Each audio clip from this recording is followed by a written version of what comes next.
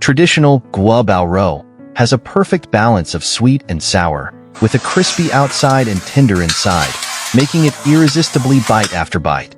Many people love this classic dish, but when made at home, it often turns out too hard or too soft. Today, I'm sharing the easiest way. First, prepare a piece of pork loin, then clean the surface thoroughly. When cutting the meat, be sure to cut against the grain. Don't cut with the grain, or it will be tough and hard to chew.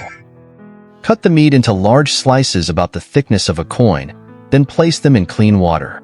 It's best to let them soak for a while to remove any excess blood, which will make the taste milder. After that, squeeze out the excess water. Place the meat in a container, add a small amount of salt and cooking wine, and mix well by hand. At this point, add potato starch to the meat at a 1-to-1 ratio. Any less, and it won't coat properly. Then, add an appropriate amount of water. Mix it into a loose batter like this, thick enough that the starch drips down slowly. If it's too thin, it won't coat the meat well. Then add a small amount of oil to prevent sticking during frying. Now, let's chop some green onions, ginger, garlic, carrots, and cilantro and set them aside for later use. I put my heart into sharing simple and delicious recipes with you every day. If you could give a thumbs up to support, I'd really appreciate it. Thank you so much.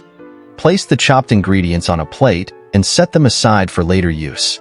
At this point, heat oil in the pan to around 50 degrees Celsius.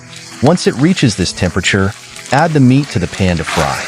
If you're unsure about 50 degrees Celsius oil temperature, just place a chopstick in the oil. If it starts to bubble around the chopstick, the oil has reached 50 degrees. Then, place all the meat into the pan to fry. Don't touch it at first. If you do, the starch coating may separate from the meat. Once the meat is firmed up, remove it from the oil and let it drain to remove excess oil. Set it aside for later use. Then, wait until the oil temperature reaches 70 degrees Celsius and fry the meat again.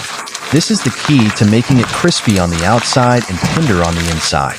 The high temperature will quickly crisp the starch coating. Once done, remove the meat. Now, add a small amount of oil to the pan, then add the green onions, ginger, and garlic. Stir fry until fragrant. Then, add half a spoonful of 9-degree rice vinegar, followed by a large spoonful of white sugar. Next, add a little salt to balance the flavor, then a small amount of soy sauce. Finally, add a small amount of sesame oil and simmer the sauce until it thickens. Add the fried guo bao rou into the sauce, toss to coat evenly, and then remove from the pan. Is not particularly simple if you learn. Do not forget to give a friend point a red heart. Support. Thank you.